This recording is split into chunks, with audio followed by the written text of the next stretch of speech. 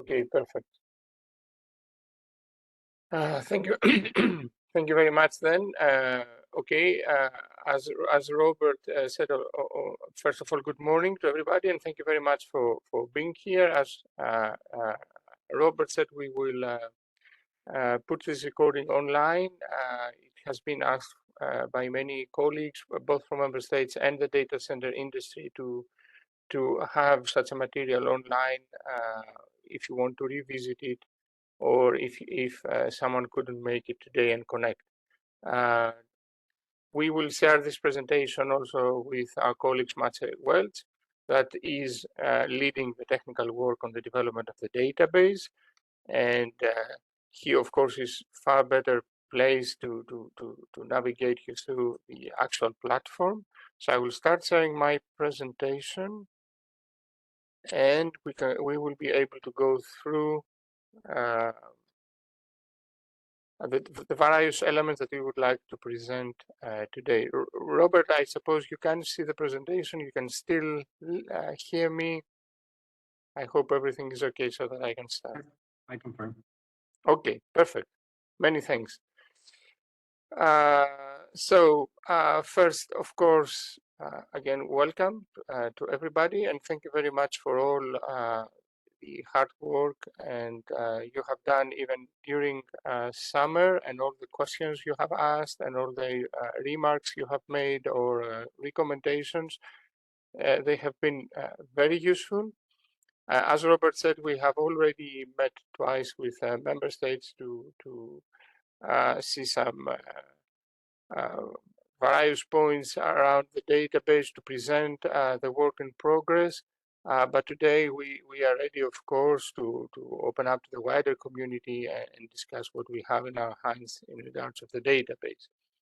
So what I want to show you, of course, is how the database is working. I mean, there are steps that need to be taken for someone to have access to the database, for the data center to be correctly encoded. I mean, there are steps even for the member state to take so that we know who has access to the database. As we have said, and I go here because the first obvious question is, where is the European database, of course, located? And the European database is not in a third party or somewhere randomly, but inside the European Commission IT system, the famous, I suppose, Europa.eu. And it's part of a wider platform, the Report Ener platform. The DG Ener uses for other reporting as well.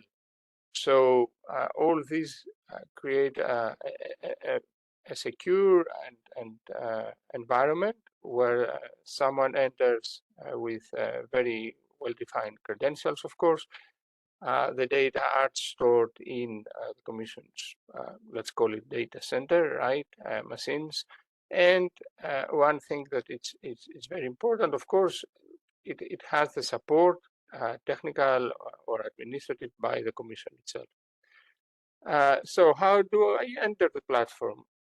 It's important to say that in order to access any service, of course, in the European Commission system, you need to have an EU login. And that's already a first step that someone has to take. But then, even after this login, someone has to connect to the Report Ener platform and identify himself as a recognized and identified entity that has a role there.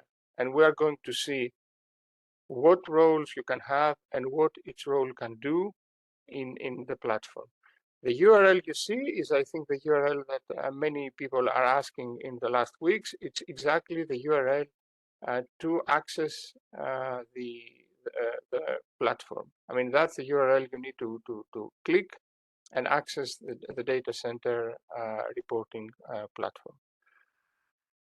Now, one word about the EU login, although I hope that most of you know it for any service that you need to access an EU service, you need to have an EU login account.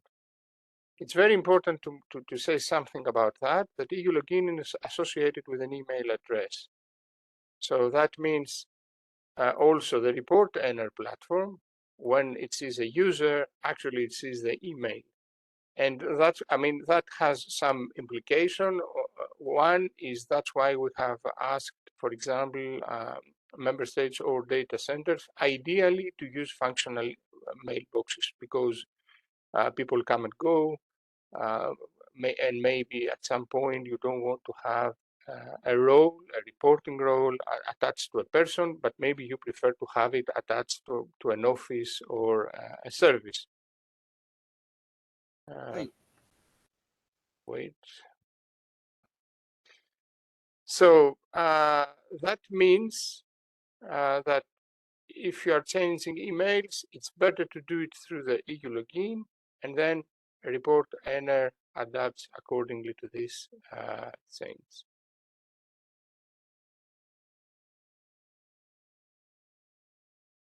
Just to say here, of course, that whenever you try to access EU login, if you have an account, all fine. If you don't have, please sign up, create an account so that this step is ready.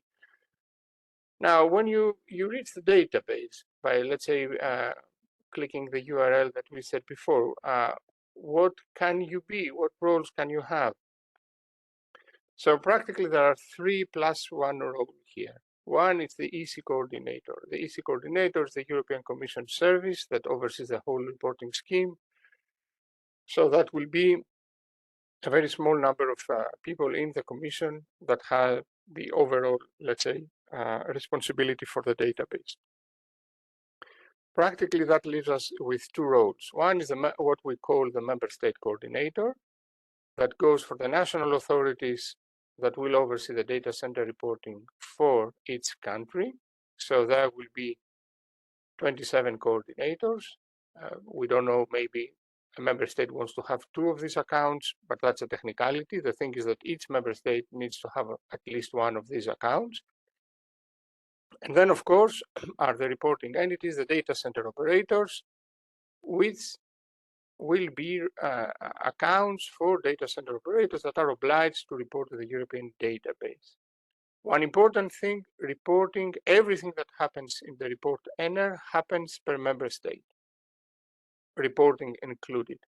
And we will see it more clearly later. But that means if you are an operator, you need to have one account, or I mean, not to request access in the report owner in every country that you operate. But once you do that, you can use this one access, one role for all the data centers you have in the same country. So it's not one account per data center, but one account per country you are active. If you are active in one country, you need to care only about one account, and that's it. Now, there is one more role that is not exactly visible. It's the data uploader. And this is somehow a hidden role, and it's automatically attributed either to member states, if a national reporting scheme is in place. German colleagues will allow me to use them as an example. Germany has a national reporting scheme, so automatically for Germany, this role is attributed to the member state coordinator. Or if another member state doesn't have a central system, then this role goes automatically to the data center operators. And that creates a difference that we will see again in the next slide. So you know what is your role. Question is what you can do with that. And that, I think, where it gets, of course, more juicy. Here, you see what the EC coordinator can do. Actually, the EC coordinator can view all countries and data center records, can open and close reporting at MS level, and as you can see, we have 4 main stages identified here. Okay, my mistake, let's take it like that. Reporting is not yet initiated, so let's say we're in January of a year, the deadline is in May, and the system is closed for reporting. Then we have the second period where the reporting is open, but it's this moment where data centers or countries will be able to upload the data. Then we have the moment where data are submitted, and someone, I mean, that's a very clear, we will see what it means. And we have the last moment where reporting is closed.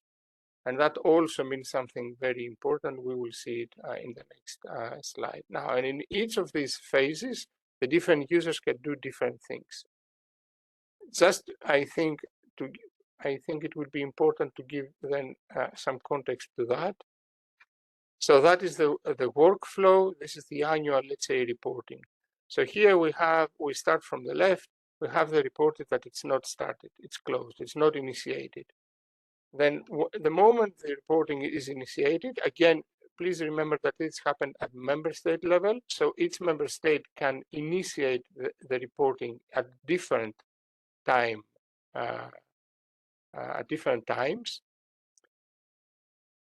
Depending again on the member state, of course, the member state itself or its data center will be able to start filling in data. At this moment, it doesn't mind if this will happen manually via the forms or via files. The important thing is that the system is accepting new data. Then at some point, the member state, it could be 15th of May, it could be 15th of June, but normally it should be 15th of May. The member state will press a button that's called submit. What happens there is that the data are frozen. The data are submitted, the data are moved to, as you see here, to the European Commission side. So member state or users cannot anymore edit the data. So the data remain there to be viewed, but not to be edited anymore. So somehow the reporting is frozen. Now, technically, there is a very important step that only the Commission can take, and that we could take it, I don't know, 1 month after, 2 months after, 6 months after the end of the reporting. It doesn't matter. We close the reporting, and then for this year, the reporting is technically closed. Nothing can be changed after that. There is still an intermediate scenario where the data are frozen, but not the reporting is not closed, where a data center or a member state can reopen its reporting because it spotted errors, because for whatever reason. So it can reopen and resubmit the data. I think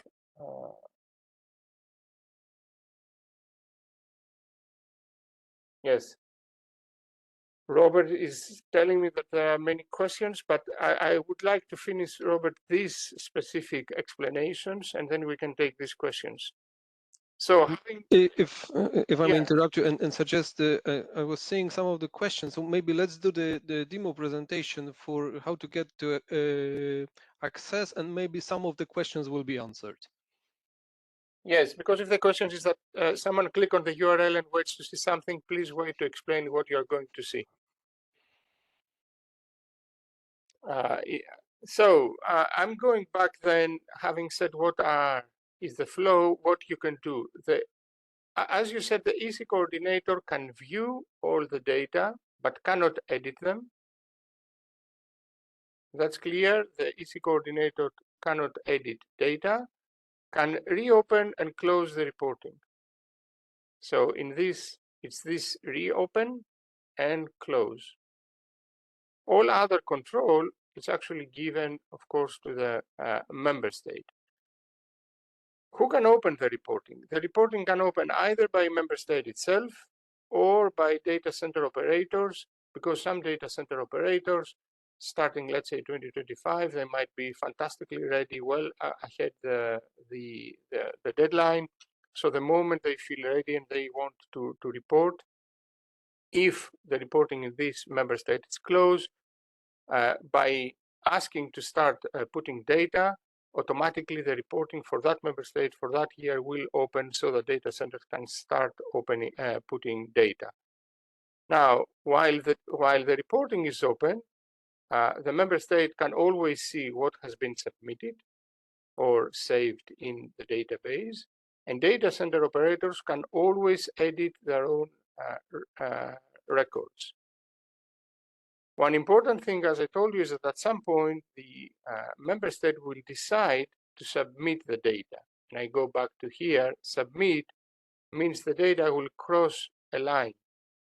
It means they will stop being saved as member state reported data, and they will submit it to the European Commission. By the way, this is a very important thing.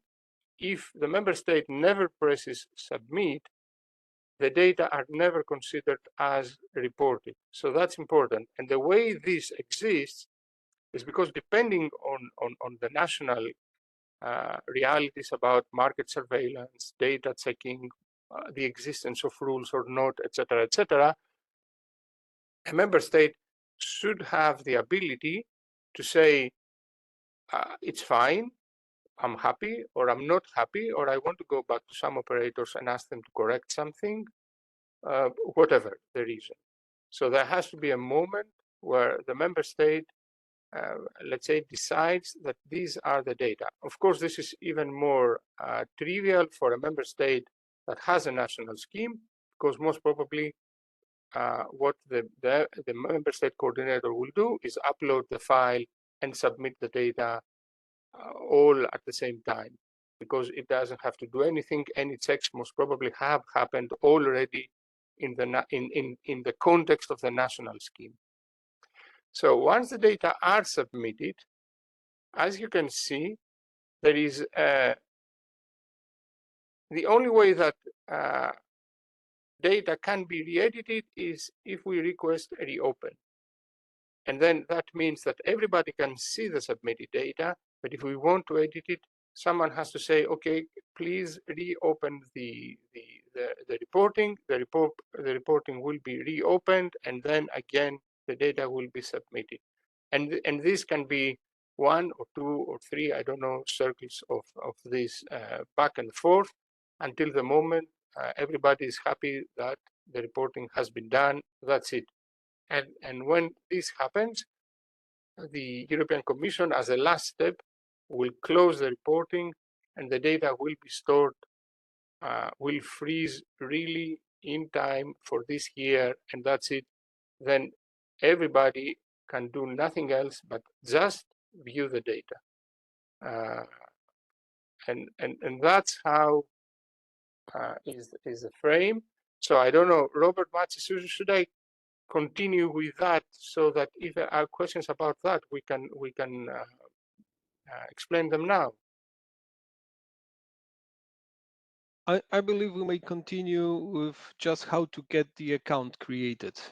Okay. And then let's demo that and then stop for answering questions. Okay, perfect. So you heard this interesting or boring presentation of what you can be and what you can do with that. Then the question is, okay, I press the link, I'm seeing this page, what do I do? Well, it depends on what you want to be. If you want to be a member state coordinator, then you will ask to be a country representative, you will select your country, you will place the request, and this request will be validated by the European Commission coordinator. It's not automatically granted. It's obvious we need to check that this person or functional email corresponds to what we know is the MS coordinator. If you want to be a reporting entity, it's the same, but this time you will ask to be a reporting entity representative. You select the country, but here also you will say which entity do you represent, which operator you are. And this request needs to be validated by the respective coordinator. Now, the question is, how does the EC coordinator or the MS coordinator knows who to approve? So now that's the important thing. In both cases, and especially for this year, we need to establish some prior communication. For the first thing between the Commission and the member state, and for the second between the member state and the data center operators. And from our side, we have already asked member states to give us that, and we know that many member states have already asked data centers in their territory to do the same thing. So what is this that you have to ask them?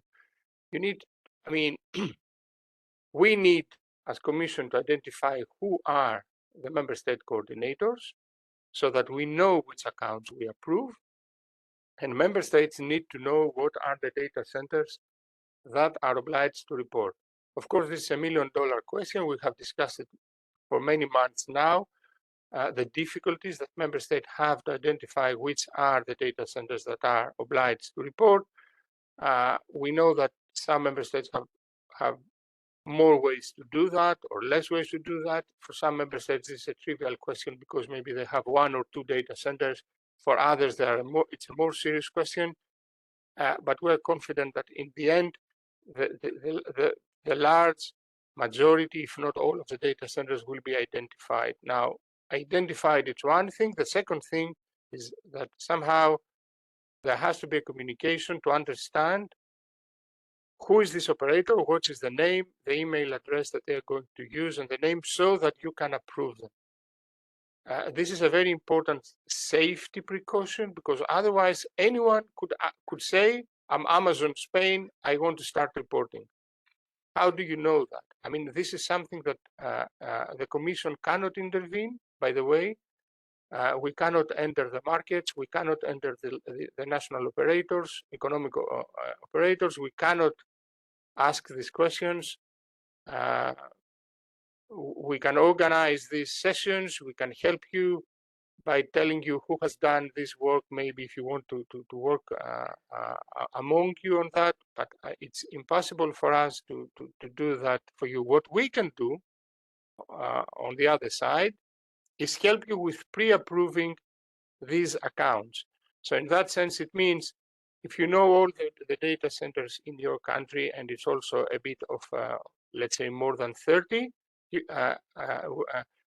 we have already communicated to member states a very simplistic template that says, please give us the names and the email addresses of entities that you have identified and you know that it's them, and we can help you pre-approve these reporting entities so that when they go and ask to access, they can see their name here. Because that's something that has to happen before.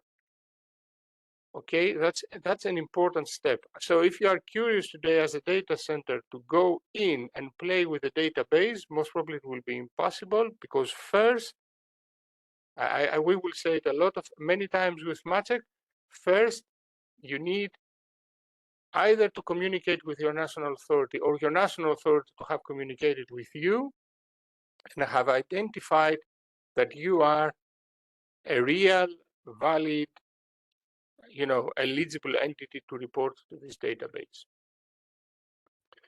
Of course, after what will happen this year, we expect that any requests will be really now and then, because of course, once the member state coordinators or the reported data centers are reported, are established and pre-identified and have access to the database, what do we expect? Actually, we expect maybe some changes or a new data center that says, oh, I'm a new data center, I'm here, and then the MS coordinator will most probably have to say, okay, I know that this data center was built or whatever, I approve, or who are you? Yes, okay, fine, I can approve you.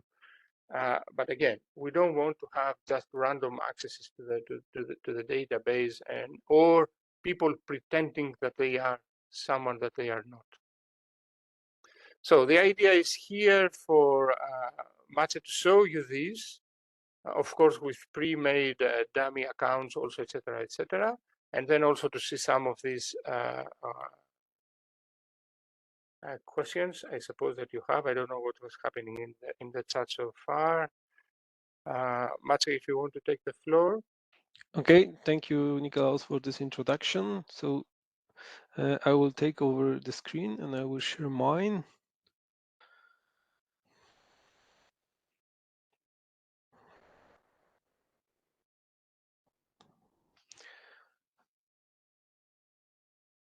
Okay, I hope you're able to see my screen now. As Nicholas presented you with the URL that allow you to access the application, I will demonstrate the application in a test environment. So yeah, using the link, you will follow it and try to open the application. And like it was said, the first step is to authenticate yourself with the EU login. Okay, so the first thing to do is to create an account, and I believe it's a pretty straightforward process. You can do it alone. There's also a link to the manual in the end of this presentation. It will take a couple of minutes just to fill your data, receive the validation email, and confirm that you're the owner of the email associated with the account to be created, and then it's ready. So it's just a matter of couple of minutes. So within an hour, it's more than enough time to create the EU login account. I already have an account for my dummy user. So I will try to log in and authenticate myself to EU login. Okay, seems to be successful. So I'm being redirected to the application. The application loads, and it turns out I'm not known to the application. So I'm presented with the privacy statement I accept, and then I'm placing a request for a new account in the report owner application. So like Nicolas was explaining, depending on your role, you either request the role of country representative, indicating your country, and selecting as a justification from the EED section the EC, the member state coordinator role. In case that you'd like to request an account for DC operator, you would be requesting an account for reporting entity representative. Again, as a justification, you would select data center operator. Again, like it was said, you need to indicate the country for you would be participating in reporting.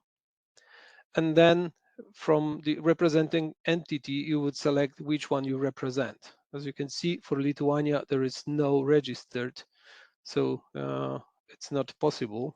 And there are some for Poland, so it can be selected. And then you place the account request, which, like Nicholas explained, needs to be approved. I will stop here with this dummy user. I will not approve this account. So I will go to the application and I will log in as the member state coordinator. Okay. So when the request is placed by the DC operator, then in this user management section, you would see the section My Approvals, and there you could see some requests coming. So you would see what the user role, so you may expect here the EED data center operator that is requested, and you would know by whom. So you would see the user name and the email, and you would also see who the user is representing. So you would see the country, for example, Poland, and then which entity, which data center operator. So this information will be provided here. So then it's up to you to approve or reject such a request. And once you click approve, then the data center operator would be able to start reporting. The other important part of this user management section for you would be the list of those reporting entities that need to be created before their representatives can request accounts. So select those entities in the form that I was presenting before. And you can do it manually from here, just adding the name of the entity and the contact email. That's the only information that is requested. Or if there's a lot, please share with us those informations and we will run the script and create it automatically for you, so to limit your burden with manual work.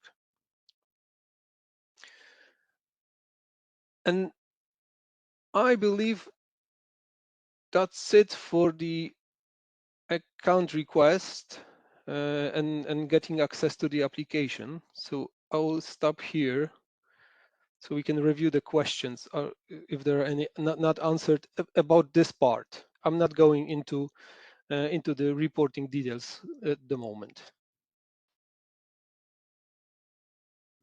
Thank you, Maciek. I think I can see. Okay, I will go quickly through the chat.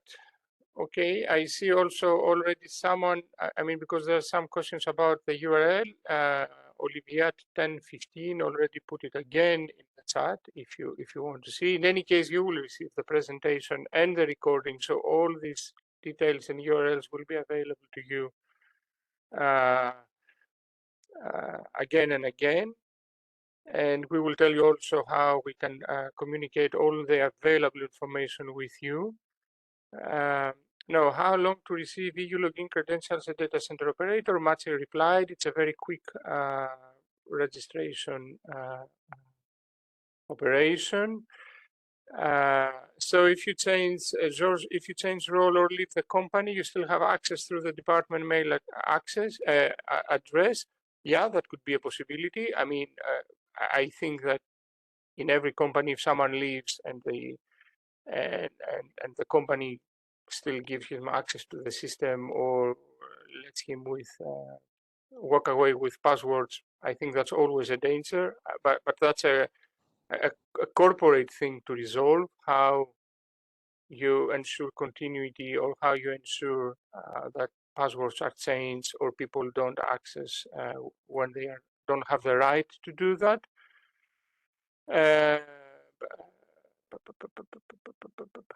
Now, Bart asks about that. In that case, I understand, Bart. I mean, I understand. For example, you have in your mind Belgium. I mean, in that sense, you could ask for 3 member state coordinator accounts, 1 account for each region.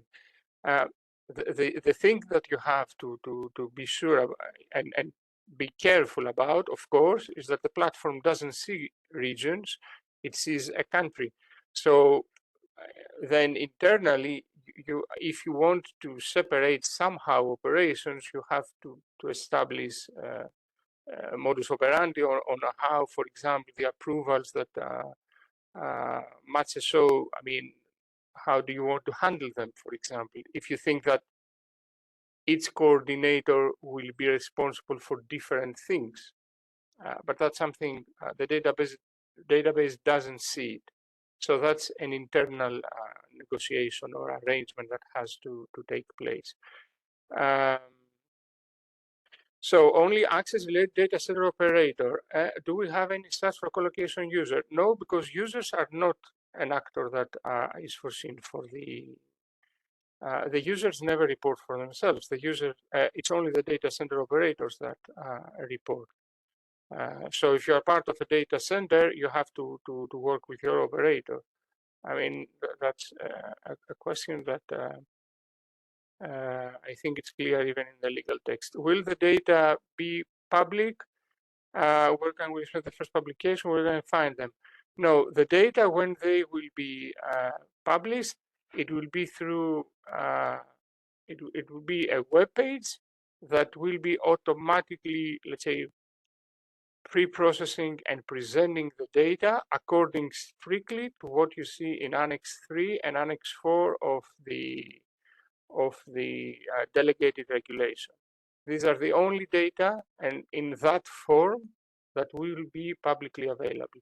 Now, the form, of course, if it will be a table or a pie chart or something, it's secondary, I suppose. You understand that? But I mean, that's the information that will be publicly available.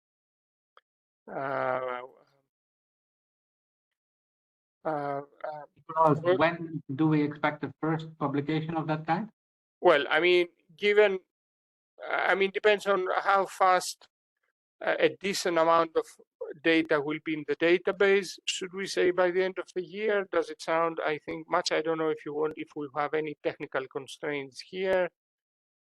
But we also need. Excuse me, technical constraints for? I mean, about the development of the business, how it's called, the business intelligence plugin, or the Annex 3, Annex 4 visualization. So the data from this application will be exported to our BI tool, and there in BI tool, the aggregation will be built to be published. So only this application will collect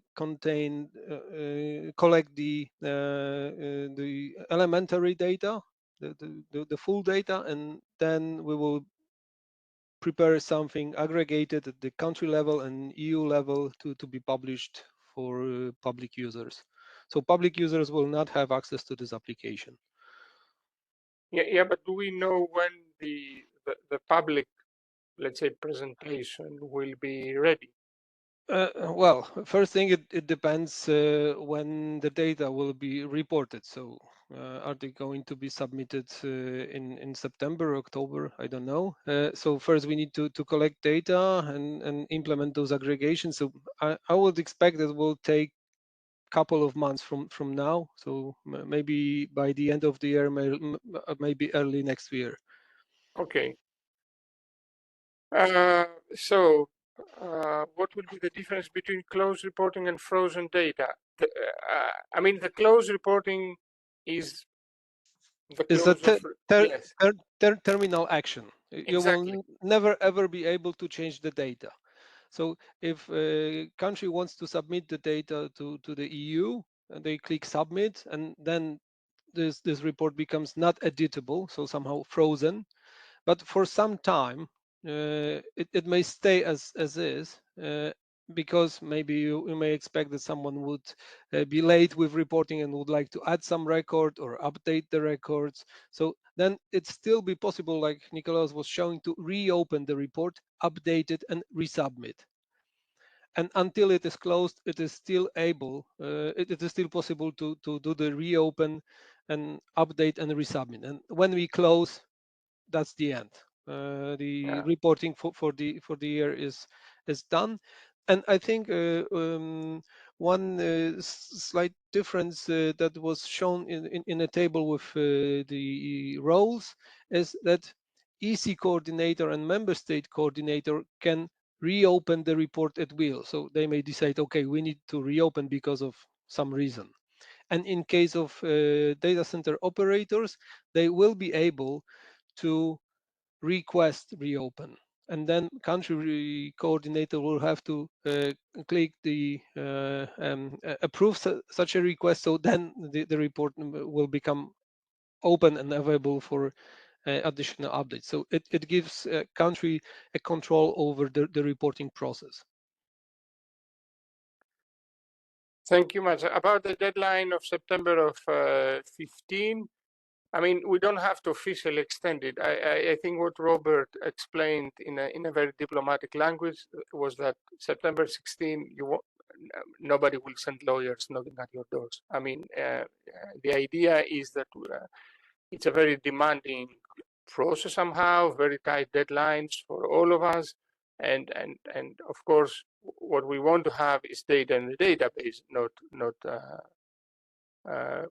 the Commission complaining to the member states complaining to the data centers, etc. Of course, we would like and appreciate if things would happen seamlessly, but I mean, part of the blame is also for us, or for the whole process. You know, these very tight deadlines, etc. So, indeed, what we said is that we're going to wait for member states and operators to do their best, even if that best a bit, spills over. I mean, after the 15th of September.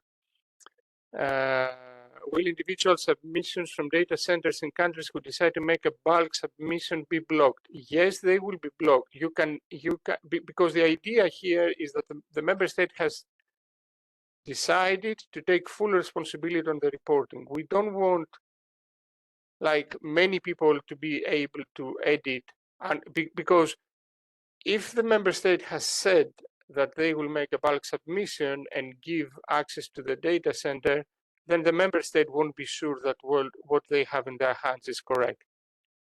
And it's the mirror situation. If data centers have, if data centers are obliged to report and member states can edit their data, then data centers won't be sure that what they reported is still there. So we prefer to have a more formal process where we say it's one or the other. And once I mean, if you want, you could say once the data are submitted, I go and check, is this what I gave for submission or is this what I submitted? You can even do that. If not, you ask for reopen. If yes, everything is fine, you just wait for the reporting to close.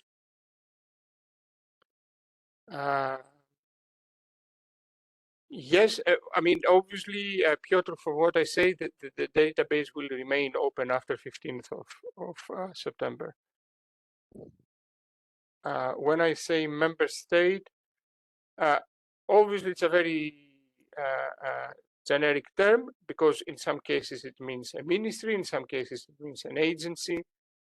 We have asked member states to identify which entity is responsible for this reporting in each country. It's very different.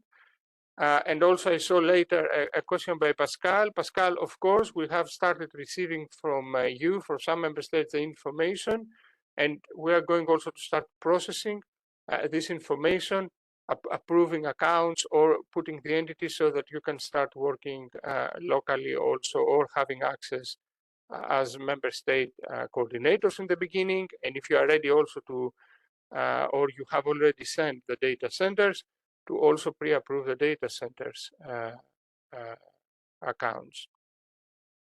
Can the EU Commission ask for further information to the operator?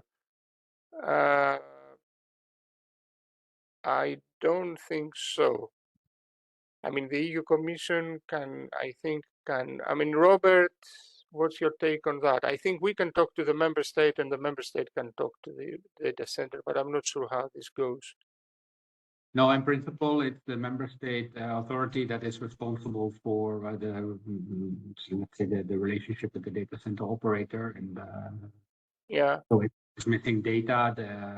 We in theory, in particular for member states that report centrally, do not know who these people are. No, but the question is, I read it to you exactly. Can the EU Commission ask for further information to the operator? And I think we cannot talk directly to the operator. I mean, I think best case, we can go to a member state and say, look, for some of your reporting data are not full or whatever, please can you check? I mean, but I don't think we can do it directly, right? I agree. Okay.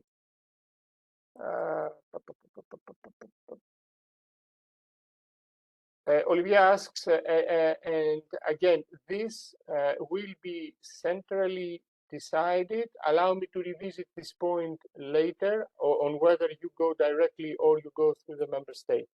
We have asked the countries to, let's say, declare if they are going to set up a central system or ask you to do it directly. And in the information we are going to start giving to you through the public web page is also going to be that, so that you know each member state what plans to do. And then if there is a central, of course, scheme, the idea is next week to have the URL or the email you have to contact and get more information specifically in this country. Otherwise, all you need to know is how to access the platform and go and do directly the reporting. What is the current status of back upload and the final version of the template? Yes, Matt, do you want to give some timeline on the final version of the template and the bulk upload? I believe we have slide on this, so then I will comment. Yeah. Okay. Then we go to the first. Can a single email address be tied to multiple DCO reporting accounts? I suppose you mean a single email address be tied to multiple countries, right? Maciek, can this can happen? Can you please repeat? So a single email address be tied to multiple data center reporting accounts. The email address is the unique identifier of the user in the reporter application. So it will be a unique user with this email address. And this user, in case of data center operator, will be associated with a specific entity. So it will be able to only report data centers of that entity. Not the other. So it cannot be used for different operators. But yeah, for multiple data centers, it can be used to report if they belong to the same entity, to the same operator. I think the question also means if the same operator works in 3 countries, can they use the same EU login for all 3 so countries? like we're having like the case of Amazon, I don't know, Poland, Germany, and France, for example. Then for each country, you would have the separate entity, because let me share the screen with you.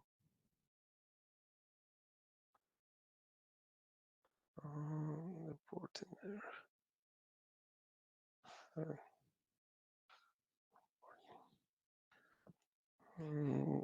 Select screen. Yeah. So as you can see, the single entity is bound to a country. So we would have to have Amazon Poland, Amazon Germany, and Amazon France associated with the respective country. And for each of those, You don't see the screen. Oh, Sorry. I didn't click. So the entities are related to a country. So we would have different 3 entities, one for Amazon Poland associated with Poland, Amazon Germany associated with Germany, Amazon France associated with France. There's no problem. They can have the same contact email, because there's one person overseeing it globally. It is possible. So the contact email that doesn't matter much. But then, yes, those reporting entities need to be 3 separately per each country. And then we would need a user, as we were discussing when the entity representatives are requesting account. Yeah, they are indicating their country and the entity. So yeah, for each country, there would need to be an account to enter the data. So this is because we need to separate access for different for different entities. So users from representing one entity cannot see the data from the other entities, and because we are doing in a context of a country, that's how it is working. Okay. Hope that answers your question. So if and apologies to the Amazon colleagues in the call. So if let's say the person is situated in Brussels and it has the email and the EU login, okay, EED reporting at Amazon.com, and they want to go and do the reporting for all 3 countries. Can they use the one EU login to associate with 3 countries, create? So of course, after talking with France, Germany, or do they have to have 3 logins? They would have to have 3 user accounts here, one per each country. Okay, but what about the EU login also? 3 EU logins or 1? As you can see, EU login is associated with the email. So for example, you can see those authentication credentials are coming from the EU login. So this is the email that is associated with the account. So if you create 3 accounts with the same email, when you come to the reporter application to e-platform, we will see, okay, we know this email, but that's not this user. That would be a clash. So no, it would not work. Okay. So okay, Amazon colleagues, you have to create 3 EU logins and ask in each country separate association, new user, and then you're ready to report. That's the message here. Let's say.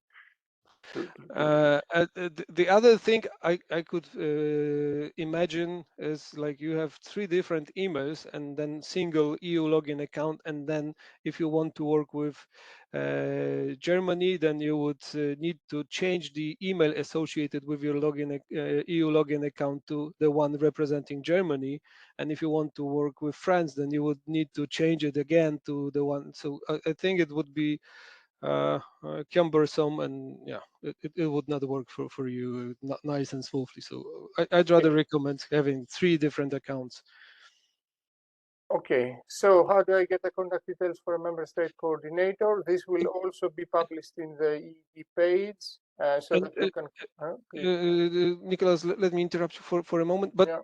There is no problem that a single person has 3 different EU logins with 3 different emails. As you can see, I have a lot of EU login accounts here with different emails. That's not a problem. Yeah. Hope it helps. Yeah. Also, if a person creates an account for himself, does the company have to create a new account? Well, as we said, the EU login, you can change the email there, and the report owner will see this change and adapt. But also, that's why our strong recommendation, it's not a necessity, but a strong recommendation is, of course, to use functional emails that, they're not connected with persons. And then when a person changes, you take back the control of the account. By changing the password or whatever, but you don't necessarily connect it to a person, and then when the person changes, you have to to change all the accounts from the beginning. I believe that there is one important element of IT security in here, because you can imagine the user who creates the account for the data center operator and is working here with reporting and reports data for that operator and can see this operator data centers information, and then he moves to the other company, to the competitor, and there is no exit procedure. His access is not revoked, and then the person changes the email associated with her user account to the new one, but by the e-platform, it's still seen as the someone representing the first organization. So working for a competitor, it would be still able, using this previously gained access authorization, to see the first company data center operation. So it is very important to to do this exit procedures and manage users access. Like it's a corporate thing, like Nicholas was expecting, but yeah, please be aware of that. About the initial setup, as we said, we can help if we have a lot of data centers in a member state. But of course, we expect that. In case you have 1, 2, 3, 4, 5 data centers, we expect that the member state can really do it itself, because most probably they have talked with these people, they know them personally. They can expect, the user requests and approve them. We offer to help here and pre-approve accounts in cases. That's why we put let's say, an indicative limit at 30. We just understand that, of course, a member state coordinator, if he has 50 or 60 or 70 data centers, it would be a great help if he knows the names to already have them in the platform, instead of approving one after one after one. Now, we have, as I said, we have received some information already. We are receiving more even today. And next week, that's our priority, to start processing and approving all this, so that the member states that have given us this information can start working, of course, and approving then data center accounts, so that it can go, down the chain. I was under the Eddie, would be anonymized. Well, you never have I mean, you have secure databases. I'm not sure that you have anonymous database where you can prove that things happen. I mean, that's a data dump. It's not a database if everything is anonymized. I mean, the thing that the account, let's not forget, please, that the Commission and the member states are bound by clear privacy provisions, also in the delegated regulation about how they can use this data and how they can make public any of these. And the answer is that they cannot, even if they can see it. Sorry about the, okay, the URL will say the recording will be available.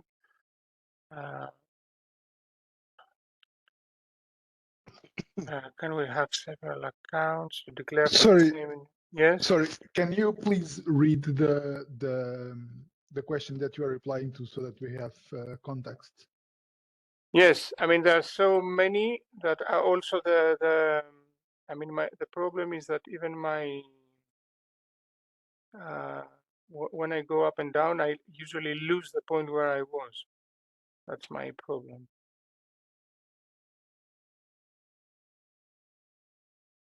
So I was somewhere around 35, let's say. Yes. With the representative reporting, sorry? Nicola, just repeat the question before you answer it, so people know. Yeah. So will the representative reporting entity for all member states be in the system by 15 September? There is more than one where nothing comes up. I mean, the idea is that as soon as we receive the information from member states and then from the communication with data centers, these things will be up. I don't think they will be all and everything by 15th of September, of course. It's a very tight deadline, but the idea is to work on that. Don't forget that in any case, there is going, I mean, what we say again and again, there will be a communication between the Commission, the Member States, and the Member States and the data centers. So, of course, the sooner these links are closed, the sooner the accounts will be in the database. Can we have several accounts to declare for the same data center? Maciej, was what happens here? So one data center, as it is implemented, is being reported by single data center operator. So data center operator can have multiple data centers, and then we can have multiple users register and authorized to deal with the single data center operator. So they will have access to all those data centers for that specific data center operator. Does this answer the question? William asks about the member state coordinator will have full access to all data. Is that correct? Yes, it's correct. If so, can operators mark data as trade secrets? No, so that member states will not publish it at company or site level. No, there is no marking like that. But in general, and that's something then that you can legally pursue if you want, if you think that this was overstepped. Member states are also bound, if you see the Article 3 of the delegated regulation, that they will use this data in very specific ways and not to reveal the data in individual basis. So I don't think that here you need to mark anything. That's a generic obligation that applies to all the data that are in the European database. So it's not only about data marked in any way or in one or another way. I think there should be session performance coordinator. Julio, to your question, yes, this is not going to be the last workshop. We're going to do more sessions with member state coordinators. Of course, we have a closer working relationship in any case. Also, it's a much more controlled environment because we are one commission with 27 member states. Today we wanted to give a first flavor to everybody. That's why we have these 350 participants. But of course, there's going to be material to help you. And if needed more sessions specifically for reporters, if there are very specific technical issues that need to be discussed. Yes, I mean, that's a good idea. Who creates and manages the database for EU login? This is a central service for the whole European Union, so it's digit. Can DC operators insert ourselves manually in the application? No, you have to be pre-registered, if I can understand what you say. If you can insert manually the data center. No, and the idea why no, again, is because we try to rule out possibilities that people just go and flood the database with fake entities or fake information. What additional information beside email and name of a person is available to check if the request belongs to a data center operator? How to protect against fake entries? Exactly. I mean, that's the idea. The idea is that the member state coordinator knows who you are. It doesn't matter if it's a functional email, if it's a dummy name, if it's a person. He knows that Amazon France will come with this account and ask to connect to their friends' data centers. And then the MS coordinator can be confident that this is something that is valid. I wouldn't rule out, because we saw it from one member state, that other actors can help you with that, by the way. We know that, for example, national associations of data centers have already done such preliminary work. I mean, any arrangement within the member state should not be excluded. I mean, we have seen associations saying, okay, guys, these are the 70 data center and operators that work them. So we give you pre-digested this information, I mean, to the national authority. It could be a solution. I mean, there are so many ways to accelerate this process by using channels you have already established. I don't see country selection or entity name when I log in. I don't know to where you don't see it. I mean, I think if we are speaking about the requesting new account, then please be sure that you selected the adequate account type. So if you're requesting the EC representative, then you will not be indicating country. But if you select the country representative or entity representative, then the country indicator, country selection dropdown and entity selection dropdowns should be there. Yeah. I'm reporting for 2 countries. What account do I apply for? Then in that case, you apply for reporting entity with one account for the one country, with the other account for the other country. What is the scope of data confirmation that MS will request for reporting data center? That's up to the member state to decide. It's market surveillance. I mean, obviously, there's a delegated regulation that asks specific data of specific quality or specifications. I mean, a member state can be as strict as it wants, let's put it very bluntly like that, on asking this to be fulfilled. And it could run random or very systematic or whatever checks. I don't want to say no checks. We always hope and believe that there is a minimum check. And maybe they will say that why didn't I mean they could say, why is this empty, or why or this looks strangely different. I mean, if you start changing every year or some numbers up and down, I mean, a member state could say this looks like a strange behavior, for example. Can you explain why?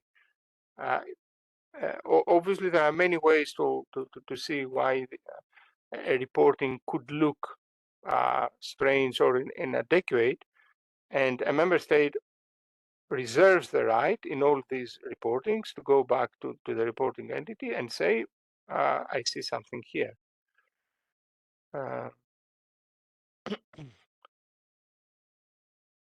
Do we need to create new EU login account with company email address given to MS coordinator? Well, it can be the case that the same email address is used for both. I would say good practice, of course, would be not to give a generic email address. I mean, I don't think you can control processes by just using generic things. Let me see, because questions are just coming and we won't have time to do anything else. Should we continue with the presentation and then revisit the questions? Because I think we will never finish.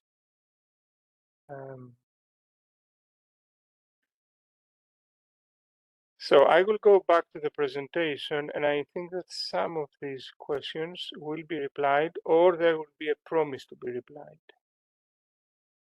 So allow me to go back.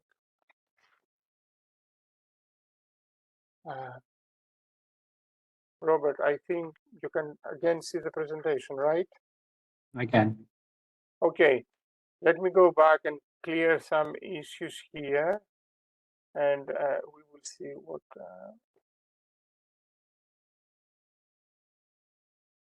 Okay. So let's say you have an account, you have a the account has been confirmed. You are a reporting entity in a country, of course, that asks you to go directly and report. Then what happens, as we say, is that the first bullet point is what we have discussed already, that the data center must have been pre-encoded by the member state coordinator. So if this, you see, has happened, then you are able to ask for access and connect to this data center. And then you just go to reports, you select that you want to do an Energy Efficiency Directive reporting, click the report, and then you can start filling in the data.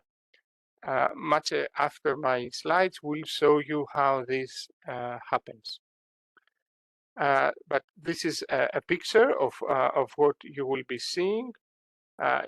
You will be seeing the data center information with a reference ID, by the way, and then below you have the forms where you start filling in the numbers. And let's say if you want, you see here there is I want to again Maciej will exhibit that. Here it's time you want to add, because as we said, you could have many data centers you want to report to. Here you add another reporting instance, let's say, and you report. So you can see this dummy operator has both his data centers for Poland, where he can select and add or edit the data already filled.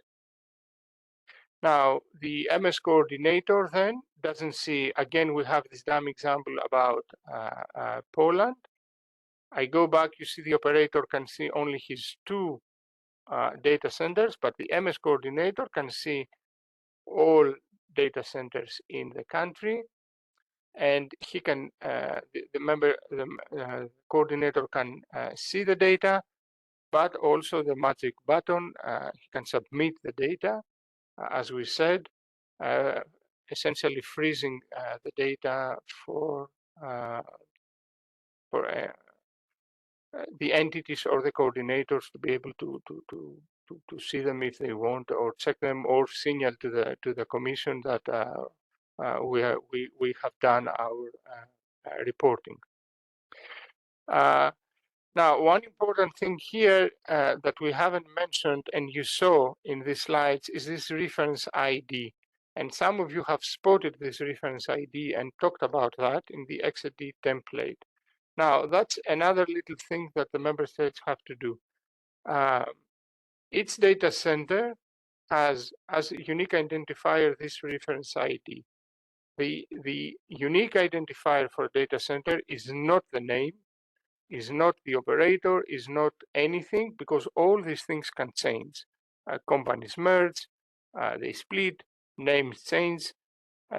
So the only way to have and say this data center, we refer to this physical data center, is to have a unique identifier, which in this case is called the reference ID. I go back again to slide to see here in Poland, we have three data centers.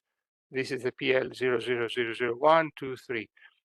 And once you tie, once the member state coordinator, and that's part of the pre-approval, ties a data center to a reference ID, this cannot change anymore. The name can change, the email can change, anything can change, but the reference ID remains the same. And that ensures that year after year, even if the operator changes, or even if the data center name changes, the data will be referring to the same physical building, the same physical data center. Now, why we say a little thing for member states to do? Because also depending on whether you have national schemes or not, you might have already somewhere a unique identifier, or you may want to use your own syntax because, for example, in other reporting, you have a very specific way to create registries and databases. So we don't want necessarily to impose to you how you will, let's say, separate, we will define that. We can send to the member states what are, of course, the acceptable characters, the allowed characters or not in creating this reference ID, but it can be something completely dummy, like you see, LUDC001 or NL001. You saw the example of PL001. It's not so important how you do it, but it's important to understand how important it is. And once you define it, you cannot undefine it. So we will ask for member states, apart from when they gather the list of data centers, to put next to that a number, an identifier, so that the data center is forever, let's say, pinned down to a very specific identifier. Now, last slide, reporting with a file. When you report with a file, you see a slightly different screen, because when you report with a file, you don't see only this plus sign that you had seen before, which is plus sign means add a reporting instance. You can also download the template and upload the pre-filled template, so the file, the backup loading to the system. And this is the difference here, that of course, if you set up, if you want to report with a file, you can do it like that. Allow me to remind when you can report with a file. If the member state has taken for itself the bulk uploader role, it means that only member state can report, and they can report by using a file. So they will upload the file with all data centers, all operators in their country. If they have delegated that to the member states, to the operators, I mean, if they have said, no, we don't take this responsibility, but we leave it you to do it directly, then the operator can select what to do. You can report one after the other your data centers, or if you have one, most probably, or you can upload one file where all your data centers are included. So if you have 3 data centers, this Polish operator that has 2 data centers, he will be able to, if goes with bulk upload, he will be able to upload one file with both data centers and not click twice the plus and manually insert the 2 reports. So here I give again back the floor to Maciek to show you a bit practically how this works. Okay, thank you. Let me share my screen again. Okay, you should be able to see it again. And I'm logged in as the operator representative. So this is where I land.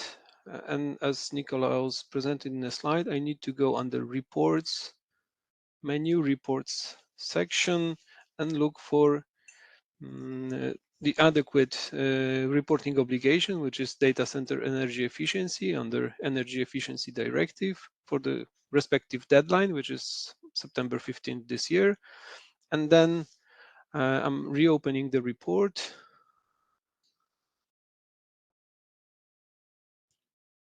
So this is how it looks like.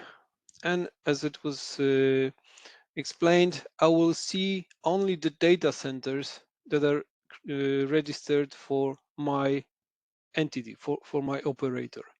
Of course, if I'm starting from a scratch, this table will be empty and I will have to click this add button.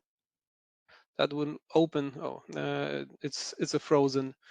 So I will not be able to edit, but yeah, you will see the form with the fields that you can fill in and provide the information that are part of the Annex 1. So maybe I will check the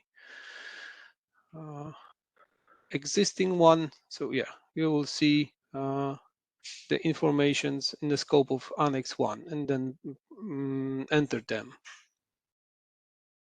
And after it's done, you would be able to save. Not sure if I can say, yeah, okay, I cannot save because, oh, why? Even my authentication is gone. So let's do it once again. Reports, efficiency.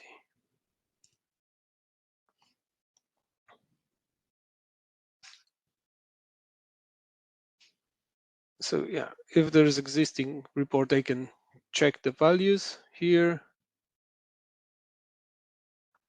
And for the specific data center, if I click the corresponding row, I would be able to provide the Annex 2 data, which are data center KPIs, and enter the information. As you can see, it changes once I'm clicking the row in a table. So the form is filled with the data adequate for specific obligation. On the other hand, when I'm logged in as the member state coordinator,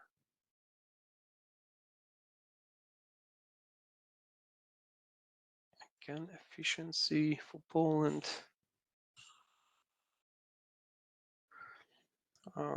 This is in test environment, so I've got possibility to unfreeze. So I will go back and, once again, I will go back to the operator representative and show you how to edit the information.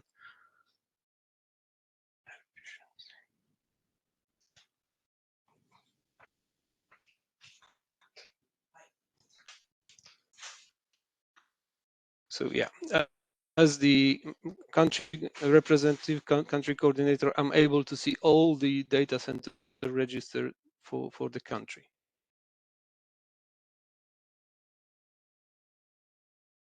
And again, just see the values here.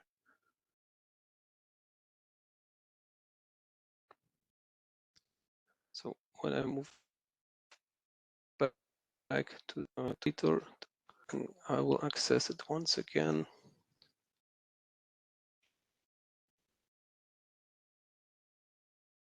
Now I can edit the report.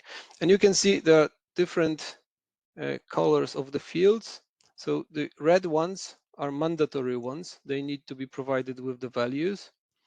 The yellow ones are ones, we call them requisites, so they're expected to be provided, but as Nicolaus explained, for some reason it may be acceptable to not provide those information, and especially for some of those fields we provide the information that for the first reporting period, for some reason it may be not necessary.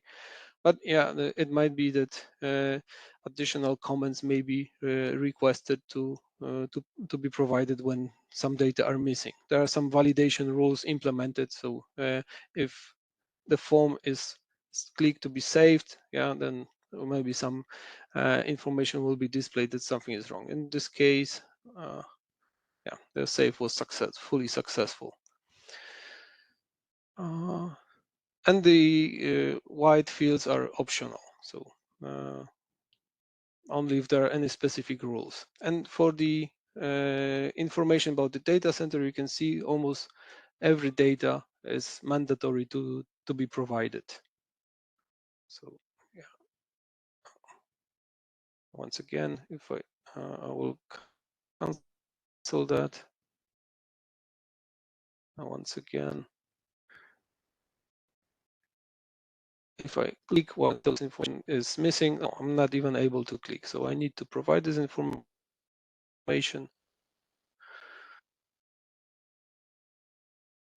to activate save button, and the type I'm missing as well. Yeah, so now I can save.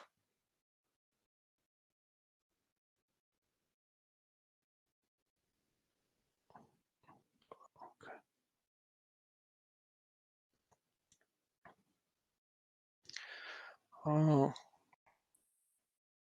So I believe that's it about the forms. As you can see, I believe it's pretty straightforward and following the underlying legislation. And as Nikolaus explained, soon we are going to provide the bulk upload feature. So there will be some additional buttons here that will enable you to download the XSD template schema, as well as upload the files. And I'm looking forward to be able to have some positive path demo by the end of September, maybe early October, and then we're hoping to release the feature in October fully. No, I cannot save if not all the mandatory fields are entered. So the red ones have to be filled. So in the case of KPIs form, there are just few of them. In case of data center own information, yeah, everything must be entered to be able to save.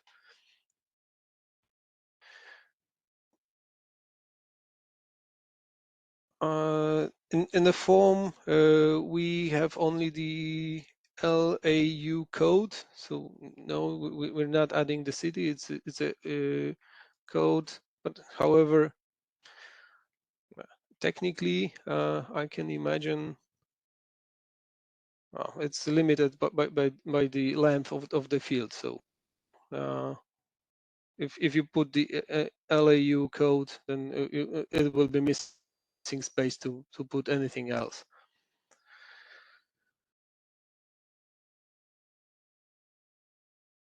But otherwise, yeah, it may be some change request from your side to Nikolaus, and if it may extend the form and do the enhancement to have the city. It's something that we can do in the long run. Okay, I think I will stop here. So if there are any questions.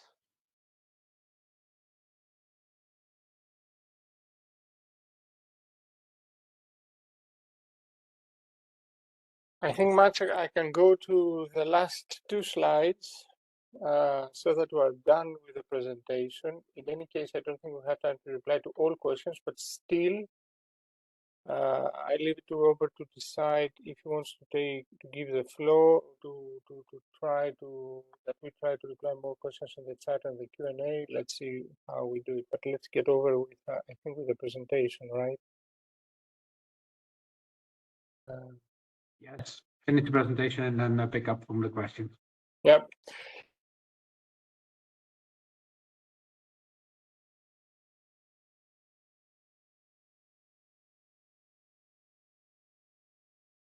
Okay, I hope you can see me again. Visible. Okay, perfect. Because at some point my network, I don't know. Okay, So next steps. I mean, I think we explained that, okay, deadlines are tight. Everybody wants to have it done by the 15th of September or as soon as possible. That's obvious. But we know that there are things that need to happen before. So kind of a recap. I mean, first of all, we member states and we have to work to finalize all the coordinator accounts, and then you see member states have to identify the data centers and find this minimum information. What are the names that they are going to use, for example, for the platform? Give them a reference ID, for example, and then we need to create the reporting entities accounts so that data centers can really go and report. In the meantime, data centers, I mean, will communicate with the member states for the necessary information and create their EU login maybe in the meantime, and after all this other happens, go and link their account to the report owner account. Now, where to find relevant material? Because of course, people are asking, I don't know which is the authority, the MS coordinator in my country, etc., etc. So we will put everything in the Energy Efficiency Directive page. As long as it is available, you will find it there. If it's not there, it's not available, let's say, as well, also. We are compiling a table with all the member state authorities, so who you can contact if you have a question or you want to appear and say, I'm here, I'm this operator, I have these data centers, and I need to report, for example. Or also you will see if there is a national scheme and where to find it. Otherwise, you know, you have to go directly. Now, there is a first help file generic on EU login and accessing the ENA report. And here is the link as well. All this, I mean, this PDF, along with the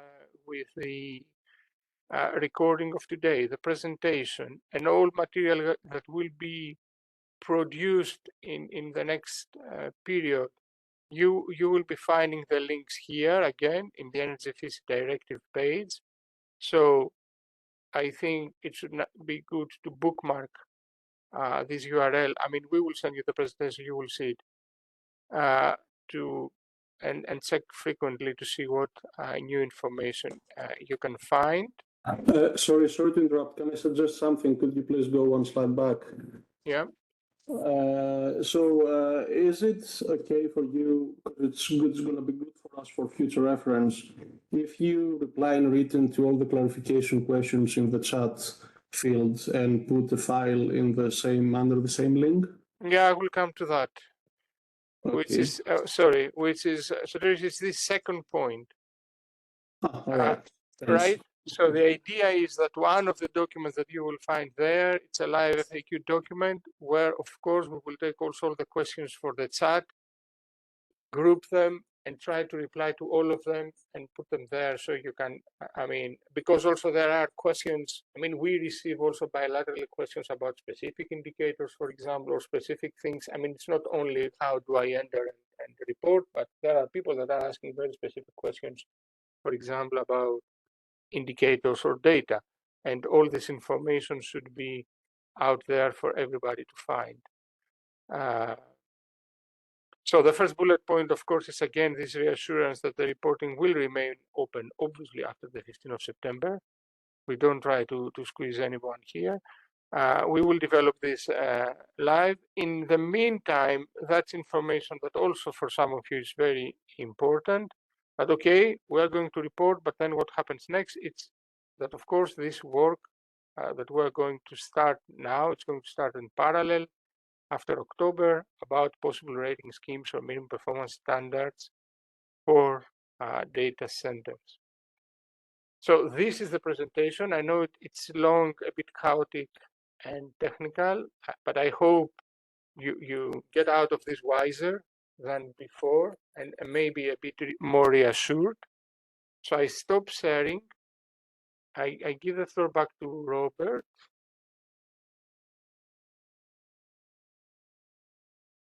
Thank you, Nicolas.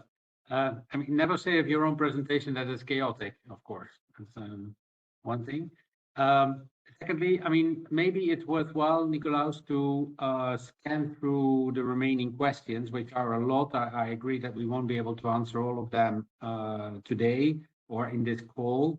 But as you said, we will answer them, group them, answer them in the frequently asked questions document, but maybe you can scan through them and pick up maybe on some questions that you think might be worthwhile responding to at this point in time that are of, let's say, of a more general nature. Yeah, I will try. I mean, I continue practically from where I was, something like 1040. My God, okay. So do we need to create new EU login accounts with company emails? Not necessarily. I mean, you can use even the EU login accounts you have. I mean, it's up to you to decide if the accounts you have already are fine, you can control them, because sometimes it's a personal account, you want to use it for your own things, you know, you don't want to give it to a colleague to do something else. I mean, so it's really up to you to decide what you want to do with the EU login accounts. But in any case, after you create an, you have to when you work with a coordinator, you have to say, okay, and this is my, this is the account that you will see the request coming from. If a DC operator operates a different MS, we have different operator names. Can we still have only one account? I mean, I think we said that the good practice and the safe practice would be, in any case, to have different accounts for different member states. Then you will contact all these different member states and say, this is where the request, or this is who I am, this is where the request will come from. It doesn't matter if it's different names or whatever. In any case, each member state wants to know about the data centers in their territory, you know. So in that sense, it's completely possible that you have any name in different countries. Does DGNR have a contact list for MS coordinator? Yes, that's one thing that we're compiling to put in the web page in the ED so that you know who to talk to. What is the timeline for member states to register reporting entities and email IDs? All these operators ideally will happen as soon as possible, but of course, I mean, there are processes, there is time where people, I mean, we can understand that in different cases, there might be different speeds to do that. Do not worry about the same data are going to be reported in case the DC operator will be set both. Slavomir 1014, if I understand correct, I think I replied that users, customers don't have access to the database. It's only one entity that reports for one data center, and it is the operator. If I understand correct the question, the answer is that customers don't have access. That's something that has to be dealt with within, let's say, the business model of the data center, and then the operator will come and report the aggregated data. When the entity is not available, it mentioned to ask for the creation through contact as option, but then writing the message not possible to send the message. I don't know, Mace, if you know what's with the contact as, if there is a thing, an option. Yeah, I believe the contact as option is. Let me share the screen. It's not possible to create the entity. So the contact us option is here, and yeah, that's the message. So in this case, we'll probably forward this message to Nikolaus, or maybe to some country coordinator, as if we are given the list, So yeah, we'll try to somehow help you in this case, at least for the beginning. And I'm not sure if I understood the question that when you're trying to place a request, you're not able to send a message. Yeah, it's just the entity. When creating the entity is not available in the list, in the drop-down list. Yeah. And it's mentioned as an information, contact us. So the contact us is this icon on the top right. Yes. So then you could just put a general inquiry. Yes. When pressing send is not working. Oh. Send. For you, it's working. For me, it's working. So okay, I will note it down and I will check in production. Yeah. It's not for me either. Okay, thank you for that information. I will definitely check this out. And yeah, I'm wondering, it might be in case of the users that are not already created because they are requesting account. Okay, I will need to check this scenario. Thank you for that information. Okay. Okay, Howard, I have reached out to the MS and they are stating that they do not need to currently report the data. Please can the MS coordinator's email address be provided? Yes, they will provide it in the web page, and you can contact. I think also I mean, there is a learning curve here because I think also for member state, but also for reporting entities. I hope that after today it's more clear. I mean, what each one has to do to set the wheels turning, and so that also we have waterproof reporting. Please confirm that the only obligation stemming from EED and delegated is to report certain data to the EU national database. This means that there is no. Well, no, that's not true. The EED obligation is still in place. The fact that we silently skipped this for 2024 because the timing was completely crazy doesn't mean that the directive is not obliging for public disclosure. But let's not open this discussion because that's a long discussion. But no, it's not true. Actually, there are, let's call them two obligations. One is the public disclosure, and we can discuss what and how. And the other thing is the European database, and here we're discussing about the European database. Is the reporting deadline still 15th of September? We talked about that. Yes and no. The reporting, the reopening is for a whole country, all for a report. The reopening, as we explained in the flow, happens for the whole country. Correct, Maciej? If I'm not. Yes, this is correct. The report is in a context of a country. Yeah. So when a member state coordinator agrees and presses the button reopen, it reopens the whole country. So which also gives the option, of course, to a member state to do that in a very structured way, for example, right? To say, I submit, but then I reopen for a specific time period, for example. Yeah. And communicate this information to everybody. I mean, it's an option. To be clear, even under this direct to EC reporting scheme, MS are still integral to getting data submitted, meaning that if MS does not have a coordinator, an operator, an MS does not have a coordinator, an operator cannot report the data for that MS.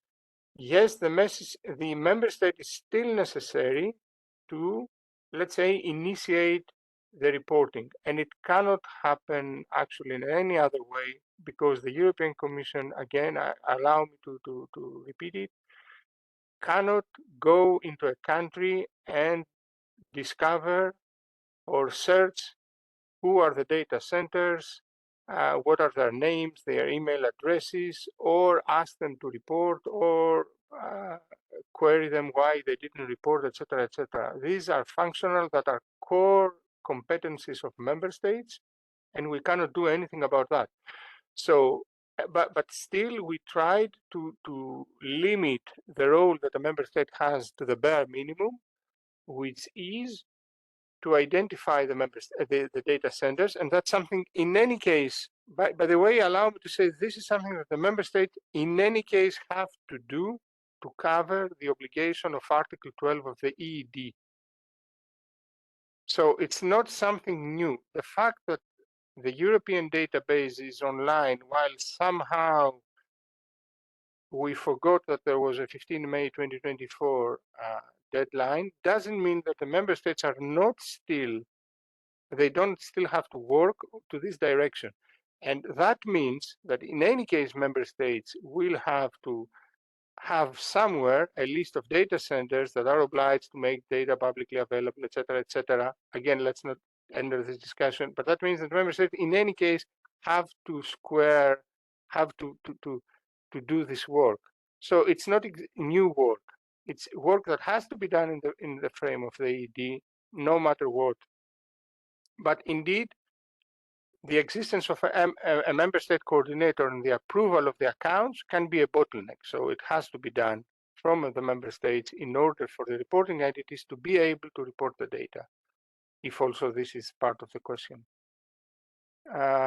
Would it be possible for the member states to publish the data from ENER platform at granular level for their countries?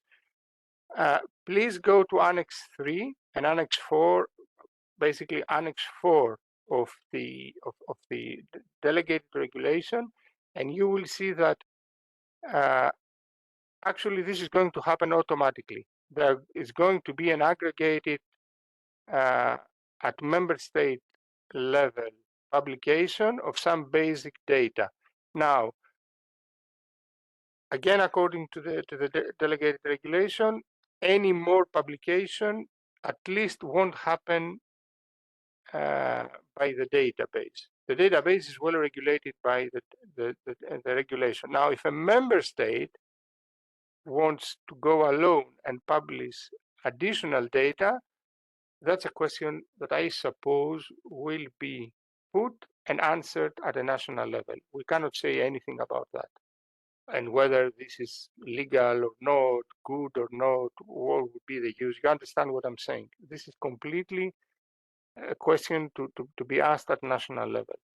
For the European level, we have tried to be very specific on how we will protect this data and what exactly of this data will be available to the public eyes.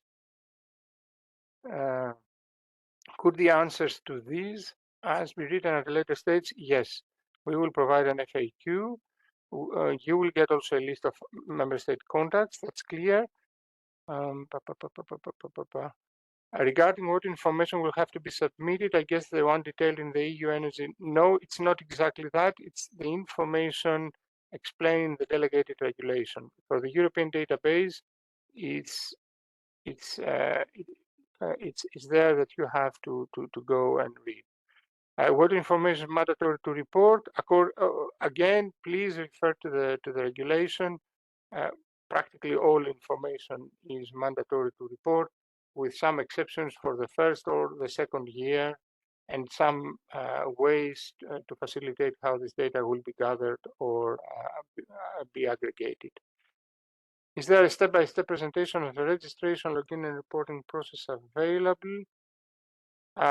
The file we referred to in the presentation at least helps you. It's a step-by-step for the EU login, and it's a step-by-step for the report ENER. But if you use it also in conjunction with what we presented today, I think it's a good start. Piotr, we can see again if you need more help with that.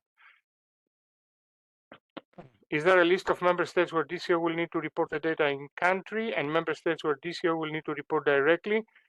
Yes, this information will be also published to our website along with who is the member state coordinator, so that you know how to navigate in this specific country. Is it possible for the EC or the MS to have an anonymous and direct reporting scheme for specific sector? What does it mean, direct reporting scheme? No, there's only way to do it. You enter, you put it, and it's in. I mean, it's only what we presented today in the at least when it comes to the European database. National databases, But I don't think it could be any difference, because in any case, the data must be linked to a data center. So if a national database is eventually, the data they transfer must be aligned to the structure of the European database.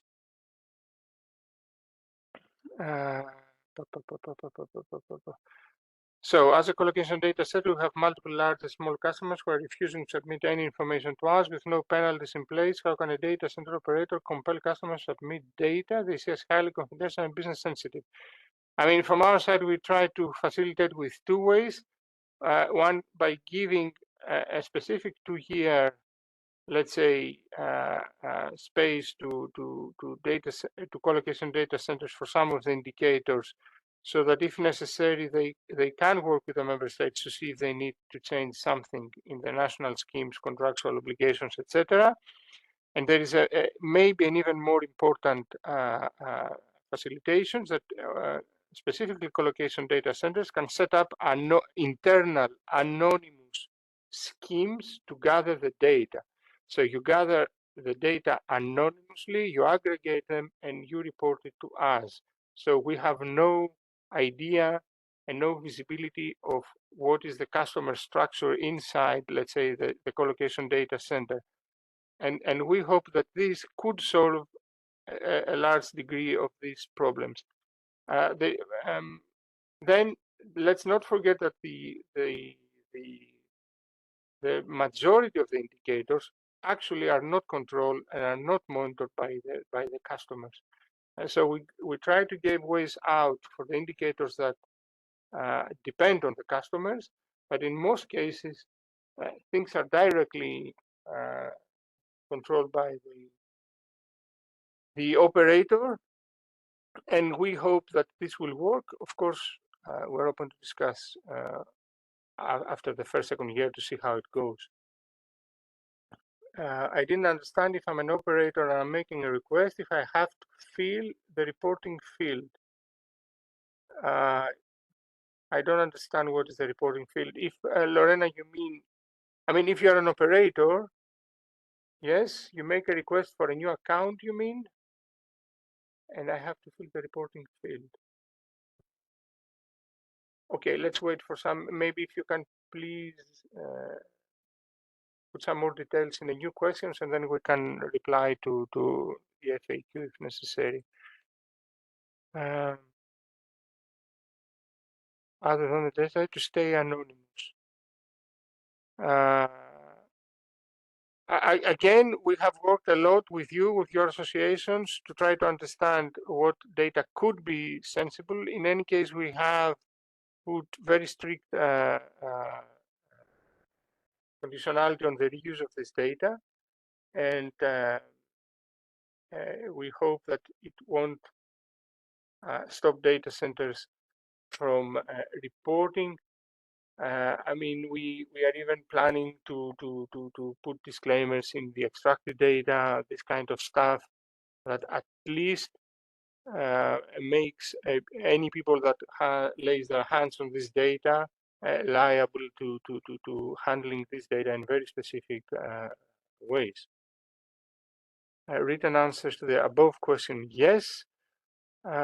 What happens if the DC owner or tenant doesn't want to give information to the operator? I think this is the discussion we have. Can we have the contact of our coordinator? Yes, it will be available. Will it be possible to mark specific data entered on the platform as confidential? No.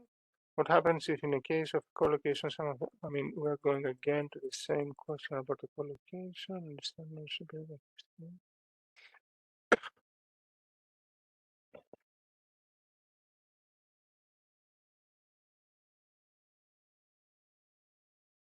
Sorry, Valerie, but if 3 different entities approved by different member states coordinators,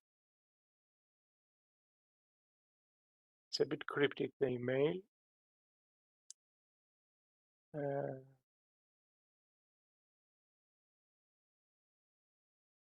Some question about collecting data properly.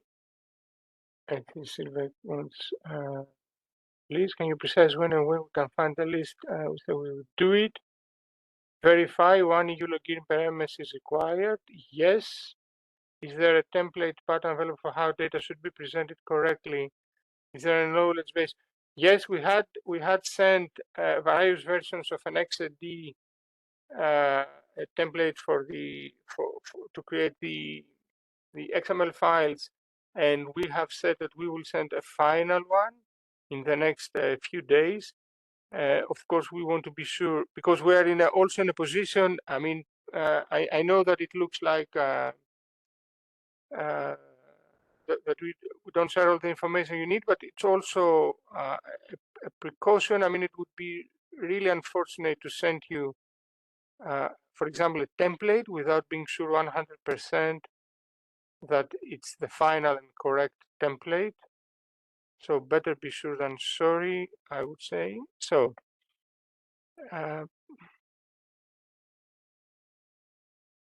Vivek asked about C-serve, but this is a question that we can reply in written, because right now it would be too complicated to go into so much technical question. Are there any open source or paid tools available that can help collect the required data? I don't know, not that we're aware of. I suppose logging at the required frequency. Well, the required frequency is one per year. So if someone is a small data center, I expect that they will just do it manually once per year. If it's a large operator, most probably they will invest the time or money to create a couple of scripts or from their very elaborate monitoring recording systems, and maybe collect the data and automatically upload them. Nicolaus, allow me Yes. to interrupt you. We are coming to the end of the meeting. And I understand that we could still go on for another hour or so, but we're not going to do that. I've gone through the remaining questions quickly, and many questions are repetitive. So hopefully quite a few of them have already been answered by your extensive responses and those of Maciek. I would therefore suggest that we bring the meeting to a close. As you've as you've said, we are going to take the questions, transfer them to a frequently asked questions document, publish it online, and that will then be made available so that you can have a look. And then also, if there are further follow-up questions, we'll make an effort, of course, to reply to those. One question for you, Nicolaus. Do we have the intention to organize another one of these meetings? Yes, thank you, Robert. I mean, obviously, sure. I mean, we are open to that. We haven't scheduled it yet. We haven't communicated anything, but I think we can do it in a reasonable time. I don't know, 10 days, 2 weeks, to see again. I mean, especially since at that point, we could have the first building block in place, which is identified member state coordinators, have created these accounts. In many countries, maybe also pre-identified the data centers. So somehow the starting point, it's not square one, but I don't know, square two, square three. And I think then we can even have more also discussion on other points that today we didn't have the time to touch upon, you know, technical questions, etc. Okay, that's I think a good idea. So I would say to the people online, watch this space. We will most likely organize another session, which could also be useful in a few weeks' time, because then at that point in time we might in fact have also more member states enrolled in the system, and more options to answer your questions. Okay. Robert, if I may, before you say bye, just to everybody that is still online, I just put in the chat the link of where you can find the information on the Energy Efficiency Directive and the data center. So that's the space to watch for. Please copy this link if you want. And that's the space where you can go and see where we will put even this presentation and this, for example, the recording of this, etc., etc. Okay, yeah, great. Thanks for that. Indeed, we will attempt to answer all the questions, but there will be further opportunities to engage on issues that that may not have been addressed. And with that, thank you, Nicolas and Maciej, for the presentation. Thank you all for your participation, your questions, and we will surely be in touch in the near future. Thank you very much. Thank you.